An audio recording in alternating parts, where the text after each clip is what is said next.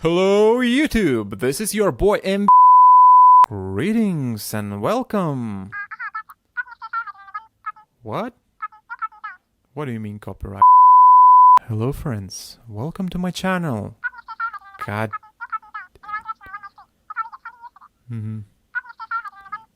Yeah, but what do you mean give me more? Hi there. As you might already figure it out, this is not a Talking Hands channel. We do serious stuff here, like board level repairs of video cards, motherboards, notebooks and such. You know, PC stuff. Now. No need for those angry comments like, where are all the MacBooks, huh? Or, are you racist, PC Master Race fanboy? No, we are not racist here. In fact, we have a very nice equal right to be repaired policy going on. So expect to see some Apple products too. Also, I was thinking on doing some equipment reviews, general how-tos and such. We see how it goes. Who knows? Maybe after a couple of years and millions of subscribers, a reality show. Okay, all jokes aside, let's get to serious stuff. I mean, not that you don't need jokes in tech videos. You do. Actually, you know what? I would make that mandatory for all tech videos. Because how else would you be able to sit it through without falling asleep? I must give a credit to my math prof at high school for this trick.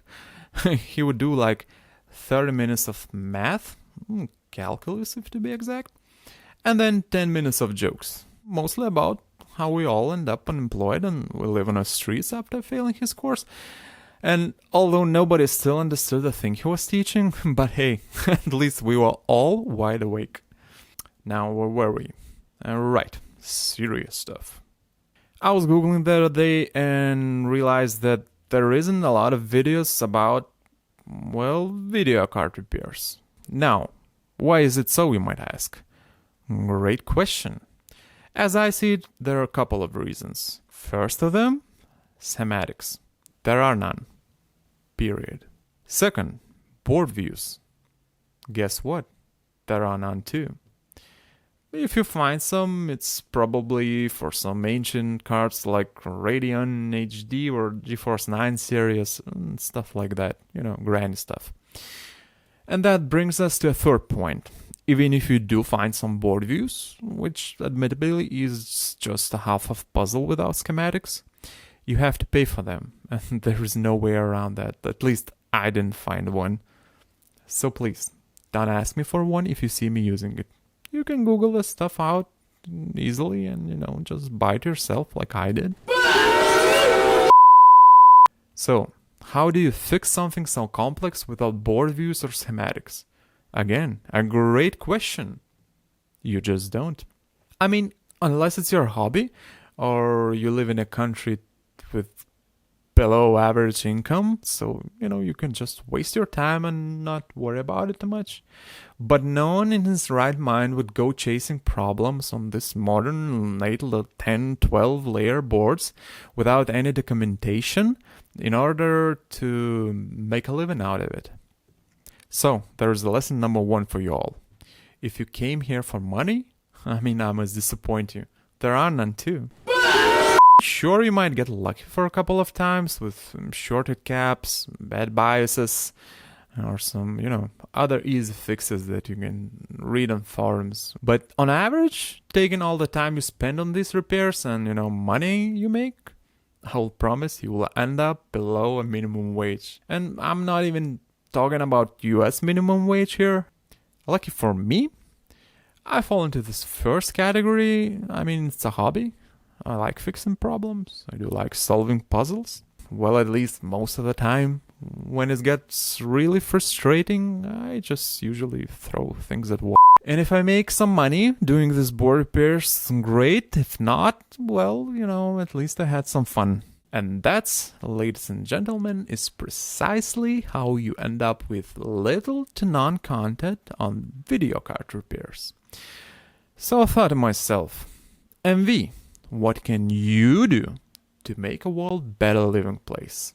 And then it dawned on me, I can make educational videos and post them on YouTube. The ones you could go through without falling asleep usually.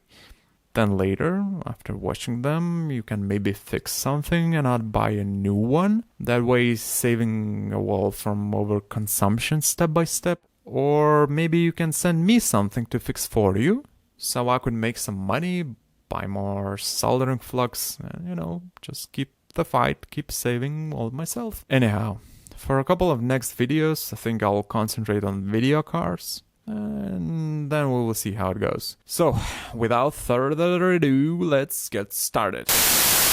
Let's begin by examining the equipment you will require to do these repairs, and finally start selling those fixed boards on eBay. First, you need an oven. Now, I must apologize, we are kinda on a budget here, so oven is out of the frame, but there is one here on my right. I mean, you just have to trust me on this one, okay? After all, I'm a guy on YouTube. How could I have a lie? Now that is a heat gun, the general one. It doesn't have to be this specific brand or anything, and I would recommend buying a cheapest one you can get with, just an on-off switch and no temperature control. You don't need that. The most important thing is power. The more watt it has, the better. Next, you will need a hammer. And not just any hammer, but a red one. I will later expand on why it's so important to have this specific red one. So, how do you use all that? Well, first you put your non-working card in an oven for 30 minutes at 250 degrees Celsius or 480 degrees Fahrenheit if you are into that kind of stuff. The exact time is not so important. You can just look at the board, and when it changes color to crispy brownish, it's usually done. You could also guide yourself by looking at caps. That's these little guys. When they start bulking, you're all set. And that should be enough to get you started. But if you still have some problems like artifacts on your display or random crashes, stuff like that, a heat gun will take care of that. It's more of a concentrated tool for specific problems and needs. You just turn it on and heat the GPU for random crashes or RAM chips for getting rid of those pesky artifacts. For how long, you may ask? Well, it depends. Sometimes 1 minute is enough, sometimes you need more. You have to experiment on that yourselves.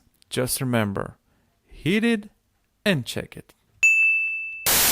And congratulations! You have yourself a working video card. Now, you can sell it locally or on eBay, but before doing all that, there is still one important step to do. Take that red hammer and kill yourself. Okay. Hold on your rage comments before smashing your keyboard and posting "F you dude, I fixed my card like that, it's legit," or "Go kill yourself." I must do some explaining. You're not fixing anything, doing everything that I said before. What you do is just prolonging its agony. Look at it this way.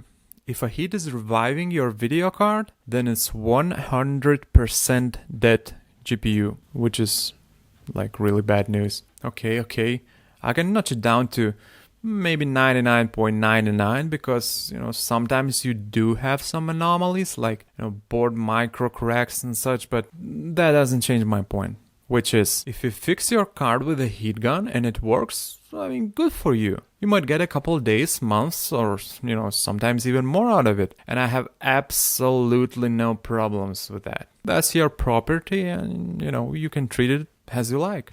On the other hand, if you fix it with a heat gun and sell it as, working without any signs of prior usage, then you should really consider leaving gene pool for the sake of humanity. Oh, and the red hammer, well, I mean, if you haven't figured it out yet, you can't stain it with blood because it's red. Okay, that wraps it up for this video. Thank you for watching, and for the next one I promise stop fooling around and maybe try and do some real diagnostics or repairs. See you.